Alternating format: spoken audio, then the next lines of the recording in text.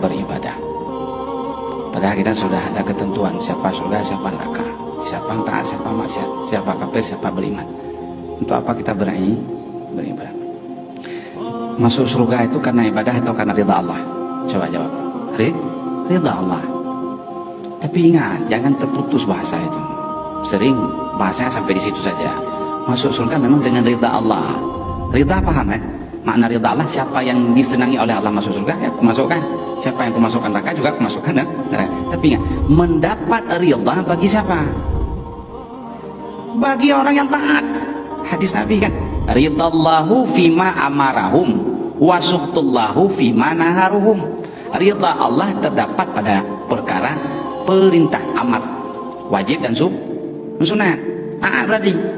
Wa suhtullahu fima naharuhum, murka Allah itu terdapat bagi nahar, yang melakukan larangan, perbuatan haram. Untuk apa kita beribadah? Padahal ketentuan sudah ada. Ibadah itu bab syariat. Ibadah bab syariat. Ini bagian akidah, bagian ketauhidan. Ketauhidan hanya tugas meyakini. Tugas kita meyakini. Cuman pertanyaan yang ketiga ada itu. Kita udah tahu nggak kita ini penghuni surga? Kita. Yang tahu siapa? Karena nggak tahu maka berusaha beribadah. Boleh kita yakini dengan ibadah kita masuk surga?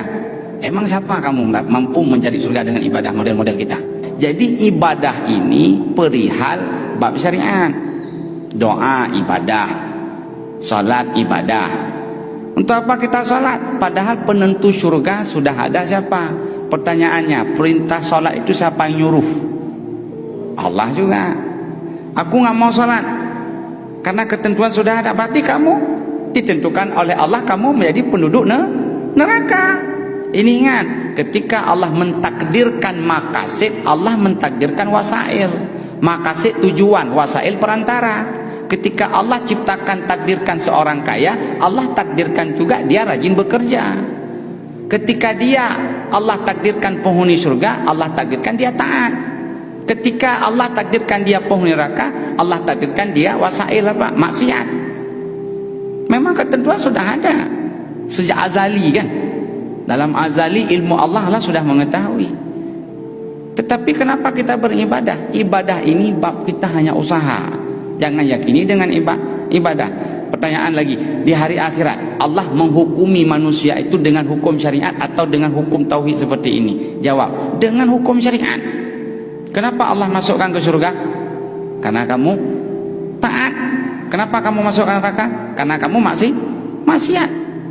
Padahal sah-sah saja Allah menjawab. Kenapa aku masuk surga? Kamu sudah aku tentukan kamu masuk surga. Kenapa kamu masuk neraka? Kamu sudah aku tentukan masuk neraka. Tapi Allah tidak menjawab demikian. Tetap Allah menjawab, menghukum di hari akhirat dengan hukum syariat. Siapa punya? Allah. Berarti semua milik Allah. Jadi ini agak sulit memang terima. Ngapain kita beribadah kalau ketentuan sudah ada? Itulah ibadah, itu ketentuan Allah juga. Jangan setengah-setengah. Taat kita ketentuan Allah, maksiat kita ketentuan Allah. Ketentuan itu sisi ilmu akidah, keyakinan.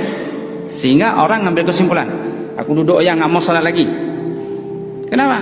Ketentuan Allah. Salah dia atau tidak? Dengan apa dia salah? Dengan syariat. Kalau dengan ilmu ini ketentuan Allah, aku nggak mau ibadah. Dengan ilmu ini iya atau tidak? Iya. Maka mazhab Asy'ariyah dan Maturidiyah ada antara perbuatan itu ada ikhtiari kan, pilihan hati. Biarpun pilihan hati itu siapa cipta? Allah juga.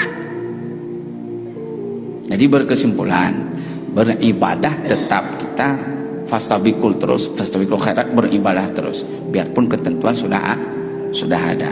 Karena yang menentukan kita surga neraka bukan ibadah kita. Yang kedua, kita nggak tahu apa ketentuan Allah terhadap kita. Kita kan belum tahu. Itu ilmu yang ada pada Allah, bukan ilmu yang ada pada kita. Yang ketiga, ketika Allah menentukan kita penghuni neraka, itu maqasid tujuan akhir, Allah menentukan juga wasail, perantara perjalanan. Kalau ada orang memang dia itu maksiat tapi dia penghuni surga, ada pasti Allah ciptakan taubat bagi dia. Allah berikan dia peluang untuk taubat. sehingga Allah masukkan dia dalam surga.